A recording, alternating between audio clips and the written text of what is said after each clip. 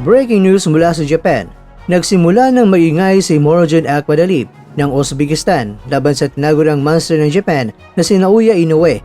Ilang linggo bago ang kanilang napakalaking sagupan, nagbitaw ng matitinding pahayag si Akhmadalib na tiyak na magpapainit sa bakbakan sa darating na September 14 sa IG Arena sa Nagoya.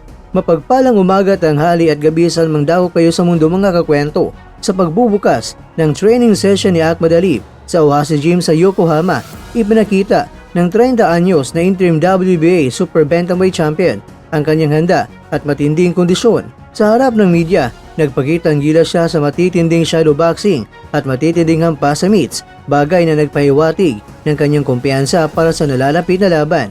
Ngunit matapos magbigay galang sa mga naroroon, agad siyang umalis at ipinagpatuloy ang mas seryosong ensayo sa ibang gym, isang taktika para hindi mabunyag ang kanyang game plan laban niyan sa kampo ni Inoue.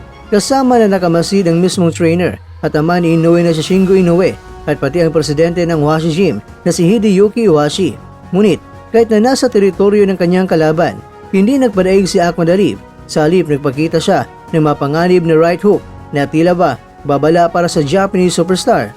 At ito ang mas matindi, diretsa na sinabi ni Akhmadalib na iniiwasan daw siya ni Inoue ng halos 2 taon. Ayon mismo sa kanya, totoo, iniiwasan niya ako. Hindi ko alam kung siya mismo o ang kanyang team, pero sa loob ng 2 taon ay ayaw niya talagang lumaban sa akin. Ngayon, masaya na ako. Sa wakas mangyayari na ito. Matatandaan na hawak ni Akhmadalib noon ang WBA at IBF titles bago siya matalo kay Marlon Tapales noong April 2023 sa Texas. Ngunit ang git niya, hindi siya nasa tamang kondisyon noon. Dala pa rin niya ang pinsala sa kanyang kaliwang kamao na kanyang natamo laban niyan kay Ronnie Rios noong 2022.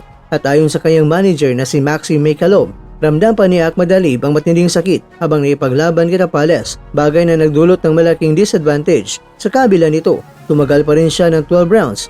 Ngayon mga kwento, ibang Akhmadalib na raw ang makikita natin. Sinabi niya na I'm completely fine now. Matapang na payag ng Uzbek fighter na kumpiyansang mababaliktad ang istorya laban sa 4 na mga sinturon na hawak ni Inoue.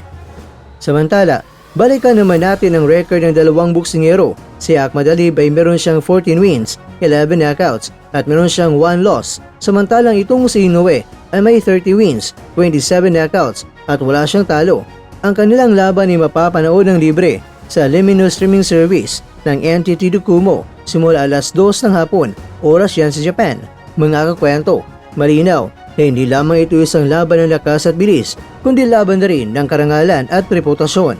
Samantala, matapos ang matinding laban kontra kay Tony Ferguson sa isang exhibition match, naging usap-usapan ang kondisyon ng sikat na content creator at boksingerong si Salt Papi dahil sa kanyang namagang kamay. Maraming fans ang nag-alala, lalo't lumabas sa kailangan itong sumailalim sa masusing pagsusuri at posibleng operasyon.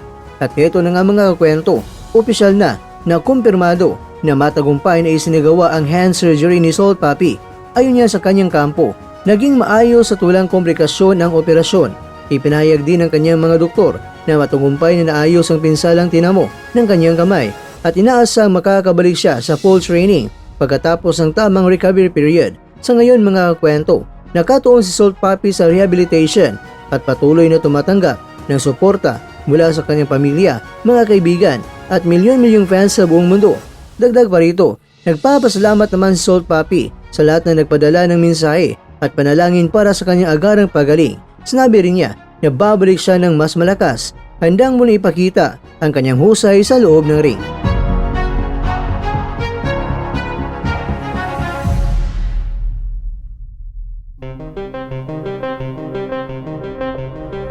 Mga kakwento, malinaw na hindi pa dito nagtapos ang kwento ni Nathaniel Bustamante aka Salt Papi. Sa halip, ito ay isang bagong simula para sa kanyang karera bilang boksingero at entertainer. Kaya abangan natin mga kwento ang pagbabalik sa entablado ng boxing.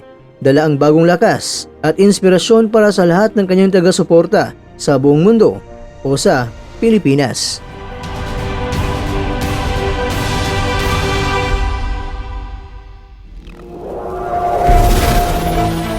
At dyan, nagtatapos ang ating kwento.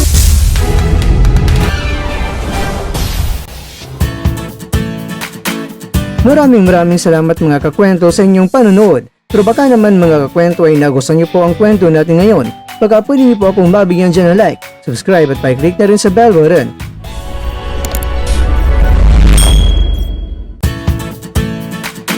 Pero bago tayo tatapos mga kwento, syempre, shoutout po muna tayo dyan sa ating mga kakwento. Kaya kwentong The Adventure Mix Vlog. Shoutout dyan sa Oroqueta City, Misamis Occidental, Mindanao. Kaya kwentong Vince Villar. At ikaw kwentong nanonood ngayon, shoutout sa'yo dyan. Bueno, hanggang dito na po muna ang ating kwentuhan. At abangan nyo na po ating susunod na video. At dito lang po yan sa isang channel na kung saan maaring ito'y mga kwentong di pa na kwento sa inyo.